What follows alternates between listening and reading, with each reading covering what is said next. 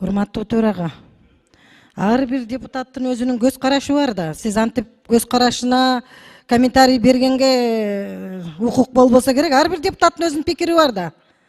Биз өзүбүздүн кыргыз тилибиз үчүн баарыбыз күрөшүп келебиз. Сиз дагы, биз дагы. Бирок бул биздин пикирибиз да. Ар ким айткан укугу бар да. Сиз биздин пикирибизге комментарий берип атасыз да. Эми чеги болот да мындай тыюу салуунун дагынчы. Эми мен жумшак айтып атам менчи. Анчалыкка барбайлы бири-бирибизди сыйлайлы.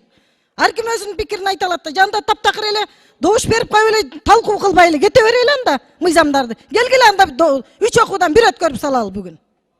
Камила Абдыразаковна, биринчиден мен сиздерге комментарий берген жокмун. Атыңыздарды атаган жокмун. Жөн эле сүйлөй бересиңер чыгып алып.